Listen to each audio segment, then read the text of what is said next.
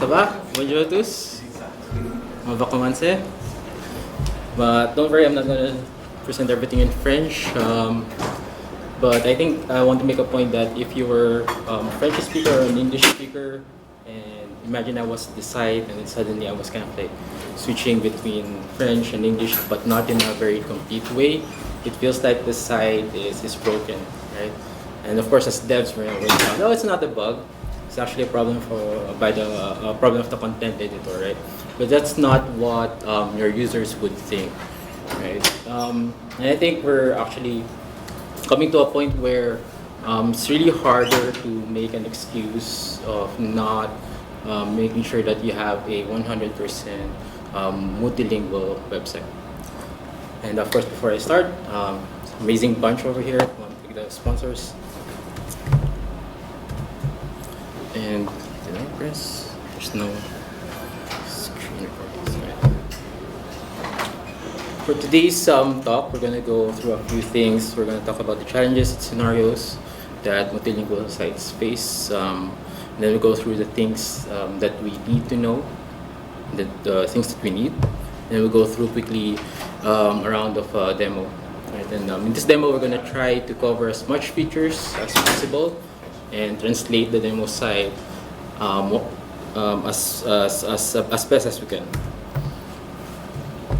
Right.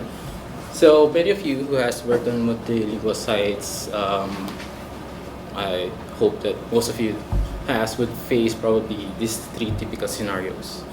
The first one where you have to make sure that when the site launches, you have most, if not all, of the content already translated, maybe a day before or a day after, right?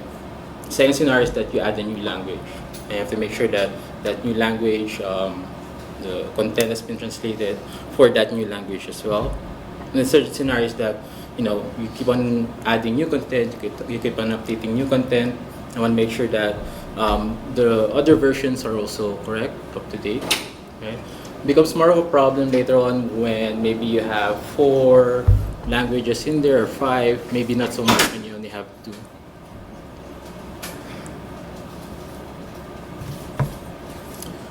Challenges that clients usually face, so there's a complex workflow. So Drupal is very good with introducing processes, right? So we have the workflow module, which allows you to go from draft to in review to publish. But sometimes when you introduce translation into the mix, when you introduce revisions into the mix, then things become harder. One thing that's also often either forgotten or left to the end are configuration in your translations. So these are your views, your menus, your field labels, and your UI translations are those texts that you see in your templates, button labels, other texts that are provided by other modules. And then you also have scalability and high costs as a possible challenge. Like I said earlier, 2 or 3 languages may be not a big issue, but once it grows more than that, then you have to invest more time and effort. So what we basically want to achieve whenever we have these multilingual sites, that we want the process of creating or updating translation to be fast and quick as possible, smooth as possible. We also want to make sure that the contents are updated as smoothly as possible. We want a cost-effective solution. We also want to make sure that there's no content that's left behind. Now, before we proceed with the demo, what are the things that what makes a Drupal a real multilingual site? So this is where I think Drupal really shines compared to WordPress, for example. In Drupal, translation is, in my opinion, a first-level feature, something that you get out of the box. Whereas for WordPress, I think there's 2 or 3 competing plugins. But for Drupal, it's like supported out of the box. But you should know that there are actually 3 types of text that Drupal has. So you have the content, which is what you would probably typically think about. it's your page, your articles, your news. And then you have the configs, it's your field labels, your views, your menus, and the interface text, right? Now, most of the time, like we make a cutoff and say that, okay, we're fine with just making sure that the content is translated. But then you end up with a site where the content is, for example, in French, but then the menus are in English. And that's not really a nice experience. So what we're going to need is module called Translate Management Tool, or for short TMGMT. It's an old module actually, and during the time of its conception, the translation is very manual. So what happens is that you send you send your content to an external service, and they translate your page manually. But the module has been updated to also support automatic translation tools such as DeepL, Google Translate, and Microsoft Translator, or rather Azure Translator. Right. So on Yuva, we're gonna go with the demo. So the demo we cover these things here. We're gonna first start small. We're gonna translate a single content, and then like what Mike was saying earlier, we have to verify what AI does. So there's also an option where we are going to be able to review before publishing the content that the AI produced. And there's also an option for bulk translation, continuous translations, and finally we're going to touch a bit on the how to translate configurations and interface text automatically. Right. So let's shift to the demo. And basically the goal here would be to translate the French version, to translate as much of the content as possible. You see here that it's newly installed demo site, and for the French language, very little of the text has been translated. So let's take, for example, this article here. Actually, before I go to that, the translation management module will introduce this new link here called the translation overview page. This is where we're going to be spending a lot of time in the next few minutes. But you can also do translations from the content itself. So for example, for this specific article here, you can simply click on the Translate tab and click on the corresponding button for that translation that you want to create, and request translation.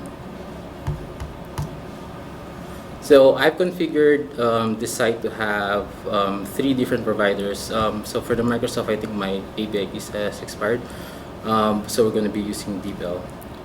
So as you can see here, there's this interesting section here where it tried to automatically grab all the references that is found in that article.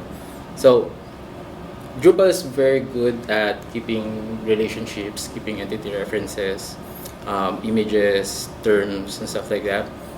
But when you're a content editor and you're trying to translate all these things, usually you won't find them in the same place. So you have to jump from the content overview page to the media library, then to the term page to actually make your whole page translatable.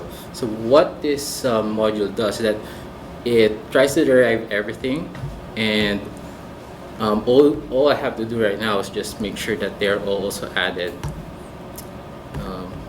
into the queue.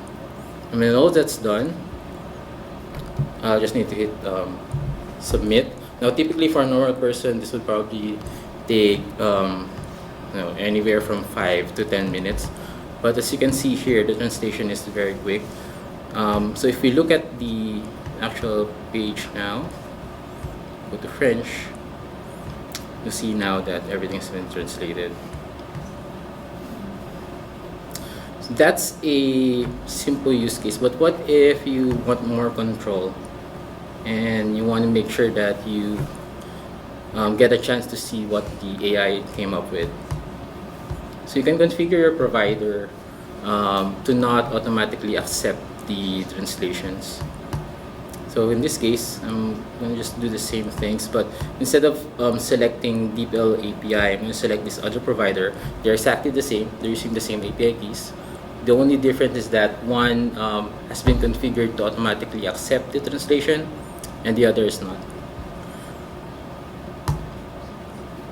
So I'm going to do the same thing. I'm going to add all those nice suggestions in there. You can submit to provider. The difference this time is that I'm not sure if you noticed the previous message, but the message now is saying that the French version can now be reviewed. In fact, if I go back and view the article and access the French version, I still won't see it, right? So this gives me the chance to, or your content editor, a chance to actually review the output of the AI. And to review those, I'll need to just make sure that you go to the translation overview page, go to jobs, and you'll see here that this is the thing that we just submitted, and it's now ready for review. Or you can also go back here to the slate, and then you'll see that there's this nice icon here indicating that the translation is there, just need to be reviewed. And this is where you can make your last minute changes, right? So you can verify the translation, make those changes, and then when you're satisfied, just simply click on Save as Completed. Oh, and I'm not sure if you got that there. You can also change the status of that translated version if you want. So now if I go and view the page in French, et voila. So now it's translated. Right. One of the beginning I talked about the scenario where we want everything to be translated all at once, very quick. So there's also a feature to actually bulk translate your content. So simply have to go to the source. Make sure that you select the content source.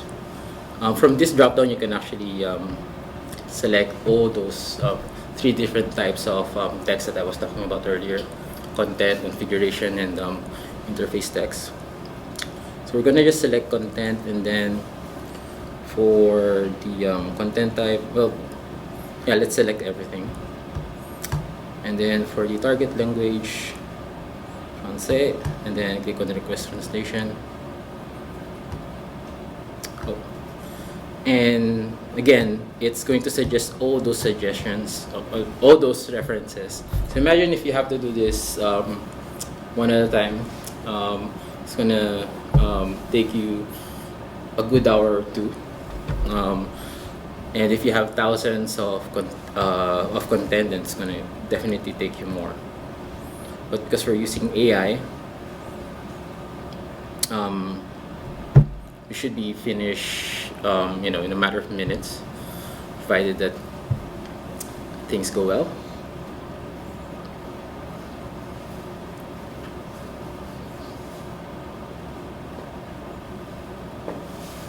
And we've actually tried this on a real website, on a real client. We had to translate on lunch, the day after the lunch, at least 5,000 content, and we did it together with the client, and we were finished in 30 minutes.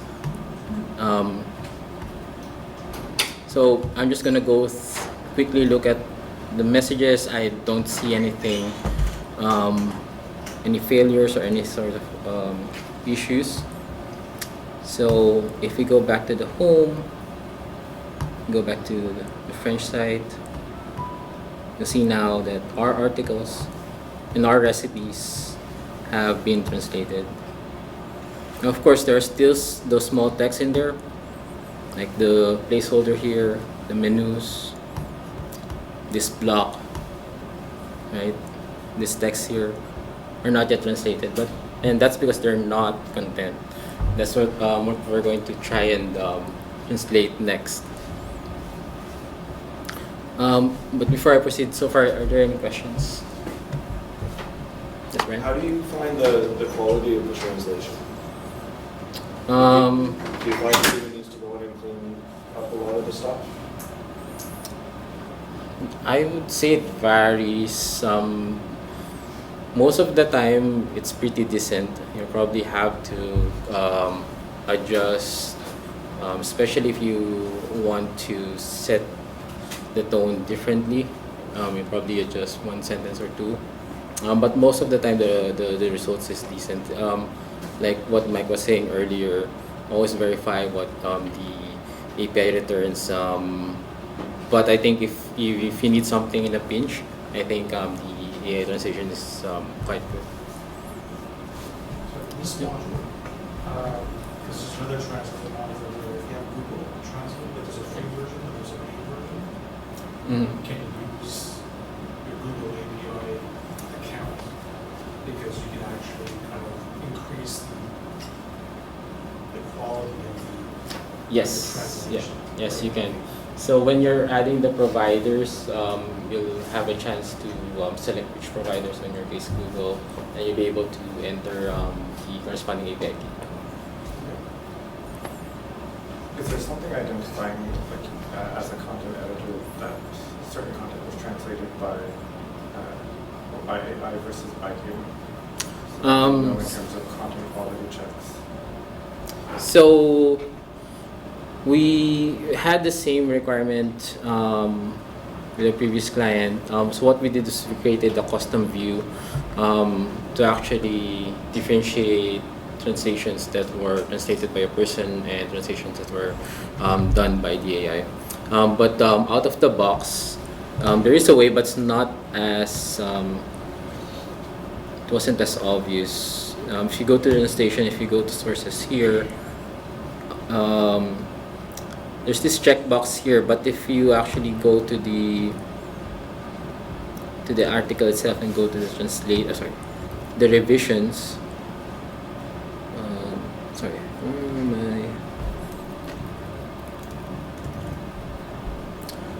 I? You should be able to change the user that's generating the translations. So right now I haven't configured that, so it's showing as admin, but then you can have a dedicated user that would sort of like be used to create those French versions. All right. So how this will work with like a reversioning or content moderation? So that's one of the, I think, it integrates very seamlessly with the existing Drupal ecosystem. Works the same way. I'm not sure if you saw it. I probably was very quick, but there was you can actually choose what the what the state of the content would be after you accept the job. So if you had a workflow in place, you can definitely stick to that workflow. Like things would go in draft first. It won't cause any issues with that. It's not going to skip states. And then as far as revisions is concerned, it works the same way as it will create another version. It's not going to override as long as your content type is configured to create revisions. So that's more of a content type level control. You have to make sure to check that option there to create revisions. So for example, I have the English version, I updated, right? So I can regenerate to the French version? Absolutely, yeah. Based on the latest Yeah. version of the English? Yeah. And we'll touch on that a bit when we also, there's also a way to automatically make sure that your translated versions are up to date. Whenever you create a new content or update an existing content, the AI will just automatically send that content for translation. You have like a window with side by side where you kind of have French and English and you have to approve like the translation, right? Is there a way to pull this window at any time, even though it's approved, but you want to see the side by side comparison of the content? Yeah. So in the translation overview page, make sure you go to the jobs. You can also go to the job items. These You are can go like directly in the content of a page to say, let's say there's a few paragraphs and you want to see like how the French and English compare. Yeah. So yeah, so you can go here. So it's going to be more of a field to field comparison, Yeah. right? Not a page by side by side page comparison. So if you go in, The whole field of one page, or it's like, no, it's more like. so it's gonna be, so if you have 5 fields in your content type, it will show us 5 fields. Let me show that in a bit. So here, so if I click on view, for example, this is what you would see. So it's comparing field level. But this is the source of that has been provided by the translator, but let's say it's active content on French and English. Can you pull this page as well? Like it's, let's say, live content on a page. Okay. And you want to verify like the translation afterward. The translation afterwards. Like it's been approved, Mhm. and like, let's say a week later. So once it's been let's say your student approved it, and then Okay. Well, you can always use the revisions, and if you have the diff module installed, that would also work. If you want to compare, especially the past, what changed, for example, someone did something manual or something wrong. But when you configure your provider in such a way that it doesn't automatically accept the translation, then you have that stage or that step where you can actually see those fields side by side, make those necessary adjustments as needed before actually accepting the translation. And if you combine that with content moderation or content workflow, then I think you have a very tight grip in your content. But of course, that also added some complexity in terms of your workflow.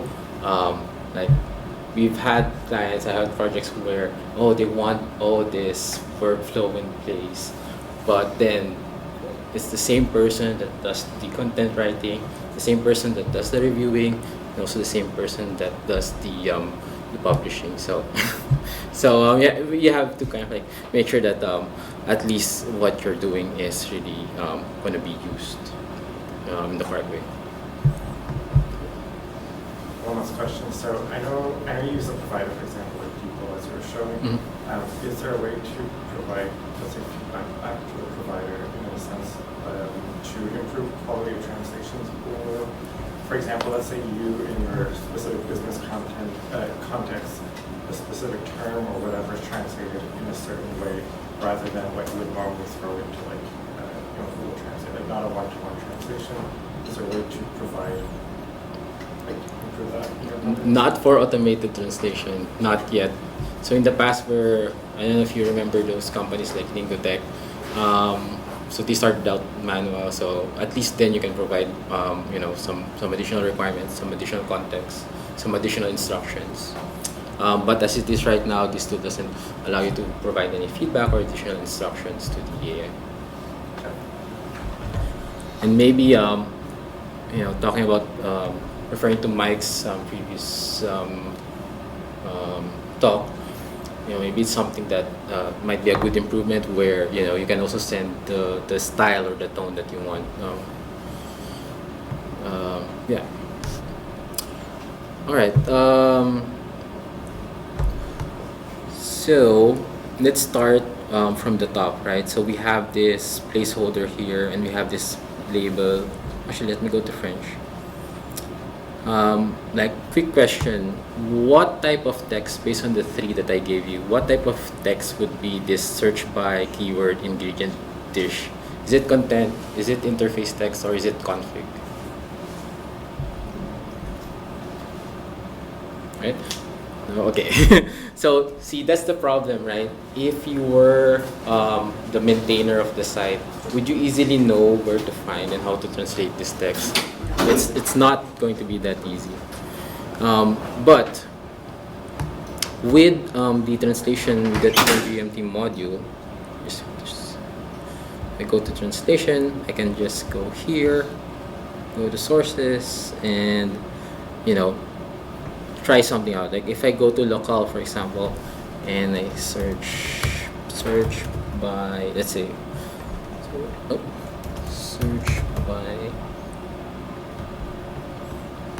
And lucky me, I see it here. I could just add that to the cart, right? So let's try and translate everything that we see here. Now this one, so these are menus. Obviously, these are configs, but it can also be content if you are linking to a node, for example. But let's try and translate this as well. Maybe it's an interface text. So I click on my account, search, it's there. Oh, second. Oh no! I click on request translation too early. Well, let's go ahead. Let's translate this one. Submit. I'll get back to this placeholder next. Go to translation, sources, and then let's add one more, like this recipes here. Or actually, if I go to French version and go to home, let's translate this block right here, because it's there right in your face and it's in English. So let's click on this one here. What we're going to do is I'm going to add to cart. Oh, that's another content in the cart, and let's add this too, right? So this is a view, so I can just click on translate view, and again I can also add to cart. It's okay, maybe that's enough. So if we go to our cart, you now see that we have these texts, or these types of text that we added. I'm gonna make sure I select French and then request translation. So always it also, so it also suggested I think this is it's an image, probably from the homepage banner. And if I can submit to provider, it's going to translate all those 3 different items. And if I finally go back to the home, I go to French. Okay, this is where I need to clear cache, I think.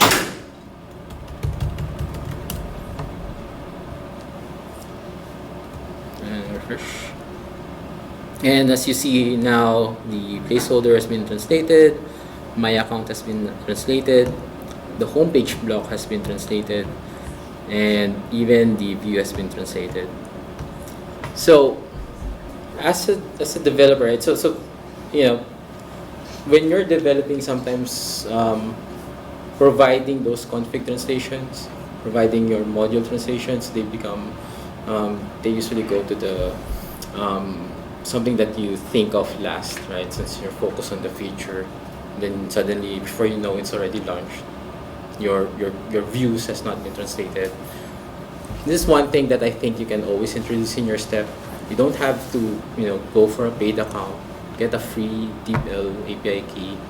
Add it into your developer workflow. That just go to the translation overview page. Click everything, select everything, and send it for translation. Right. These providers, they offer very, very generous allowances, like millions of characters. You don't have that much, right? In terms with your configs, with your interface text.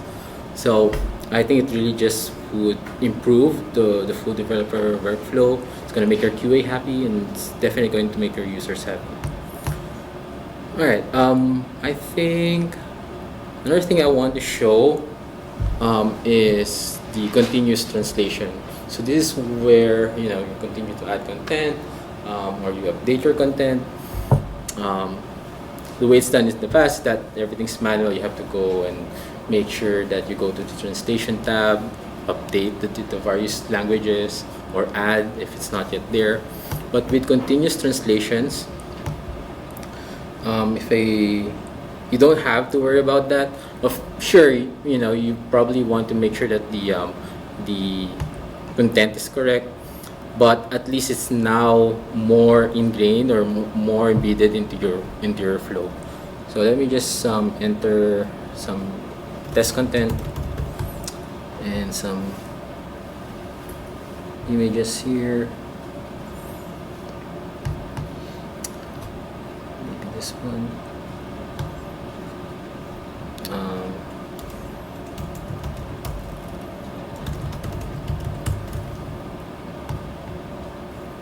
insert, and this is this article.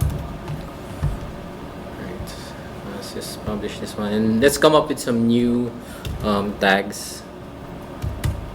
And right. So typically what would happen is that I create a page, I'm done, and then I forget about the other languages. Your new user comes in, checks out your new page, tries to look for the correct translation, and it's not there. Right? But with continuous translations, if I go to the Spanish version, for example, it's already there. If I go to the French version, it's also already there. But yeah, it's always verify the results. You can certainly add guardrails in there, turn off auto accept, add some workflow in this. That's all works well with the translation management module. Let me just go back to the demo. Oh, Linus. There we go. Alright. I think I was rather quick. But that's okay. I think it's time for some more questions. Are there any more questions? Alright. Awesome. Well, I guess I'm happy to give 20 minutes back. What's the module called? The name of this module? The name is Translation Management Tool. Can you just pull up the project page? Oh yeah, absolutely.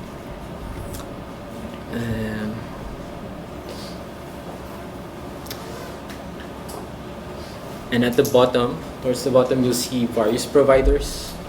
Most of them are translation services, but then you also have those automated ones such as DeepL, Google Translate, and Azure Translator.